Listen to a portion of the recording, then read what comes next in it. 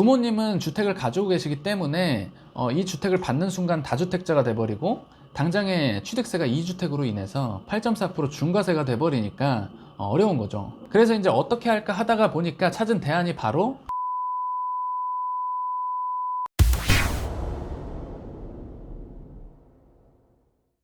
안녕하세요, 김동원 세무사입니다. 요새 부동산 시장이 계속 심상치가 않죠. 전국의 아파트 매매 건수가 역대 최저치를 찍고 또 금리 인상과 더불어서 매수 심리가 굉장히 얼어붙었습니다. 저도 이제 오늘자 기사를 보니까 용산구 전체 통틀어서 주택 매물이 3,000채가 넘게 나와 있는데 8월에 성사된 거래가 단 한 건도 없다라고 이야기를 합니다. 그 정도로 이제 심각한 거래 절벽인데요. 세제적인 측면에서만 보면 시행령 개정을 통해서 이제 종부세는 올해 대폭 완화를 예정에 앞두고 있어서 한숨 돌리신 다주택자분들도 많으실 텐데 반대로 이제 처분에 발등이 떨어지신 분들도 꽤나 많습니다. 그 원인은 이제 양도세와 취득세 일시적 이주택 비과세 요건 충족에 따른 종전주택 처분 요건이 첫 번째고, 두 번째는 종전주택 처분 조건에 의한 대출입니다. 신규 주택을 우리가 취득을 하면서 6개월 내에 종전주택을 처분하는 조건으로 대출을 받은 건데, 우리 예상과는 다르게 이제 처분이 안 되다 보니까 굉장히 곤란한 상황에 처하신 거죠. 이제 처분 조건을 지키지 못하면 금융기관에서 이자 비용에 대한 제재라든지 심하면 대출 원금 일시 상환 혹은 경매 처분까지도 갈 수 있기 때문에 대출 기간에 먼저 그 제재에 대한 내용을 확인하시고 대비를 하셔야겠습니다.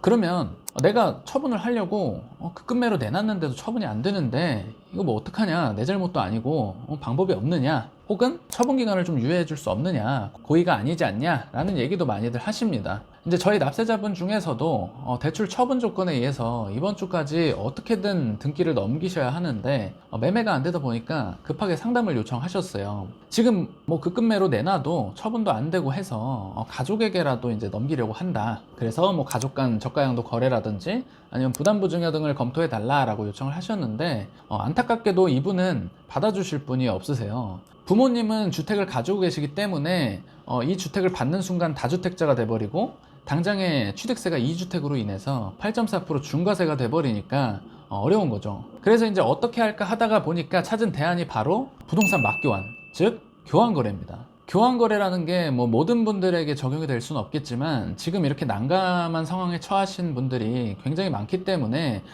중개사무실이나 부동산 카페에서도 부동산 맞교환에 대한 얘기가 계속적으로 나오고 있는 상황입니다. 아시다시피 부동산 맞교환은 유상거래로서 양도에 해당합니다. 우리가 일반적으로 부동산을 처분하면 대가로 현금을 받죠. 그런데 이제 교환의 경우에는 현금 대신에 단순히 현물, 즉 주택을 받은 거다라고 이해하시면 되겠습니다. 그러면 이제 부동산 교환 시에 발생 가능한 어떤 과세 문제라든지 절세 포인트들을 확인할 필요가 있겠죠. 분명히 부동산 교환은 전문가의 영역입니다.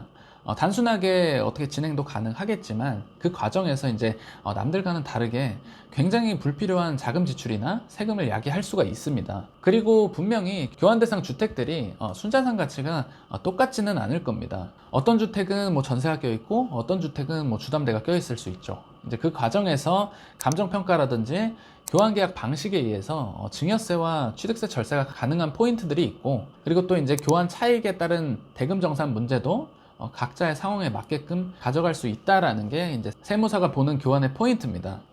제가 최근에 진행했던 건 중에 이제 남매지간인데 서로가 일시적 이주택 요건을 충족한 상황에서 주택이 처분이 안 되다 보니까 서로가 주택을 맞교환함으로써 양쪽이 비과세를 적용받았던 사례가 있습니다. 누나가 가진 주택은 감정평가가액이 17억 원이고 동생이 가진 주택은 감정평가가액이 18억 5천만 원이었어요. 제가 이제 첫 번째로 검토해드렸던 부분은 이제 당연히 비과세 판단과 그 적용이고, 그리고 이제 단순히 비과세 적용을 넘어서서 추후 교환으로 받은 주택을 단기 양도를 하실 걸로 계획을 하셨고, 이에 따른 추가적인 양도세까지 고려한 감정평가가액 설정을 도와드렸습니다. 감정평가를 활용할 때 이러한 장점이 있죠. 두 번째로는 이 둘 간의 교환 차익이 1억 5천만 원이 발생하는데 그에 대한 대금 수수 여부도 이제 두 분은 원치 않으셨기 때문에 누나가 동생으로부터 얻은 1.5억 원 상당의 이익에 대해서도 별도 차익 정산 없이 진행하는데 증여세 과세 문제가 생기지 않도록 검토를 해드렸습니다. 그리고 이제 세 번째로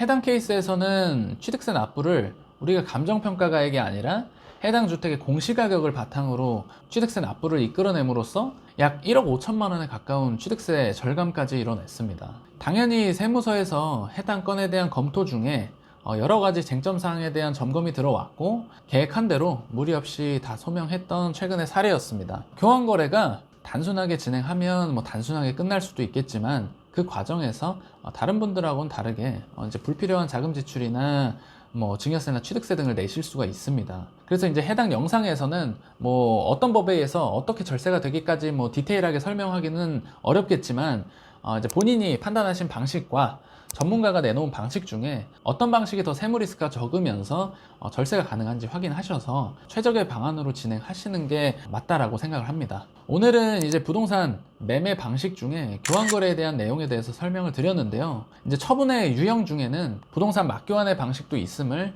이제 해당 영상을 통해서 인지하셨으면 하고 의사결정에 도움이 되시기를 바라겠습니다. 감사합니다.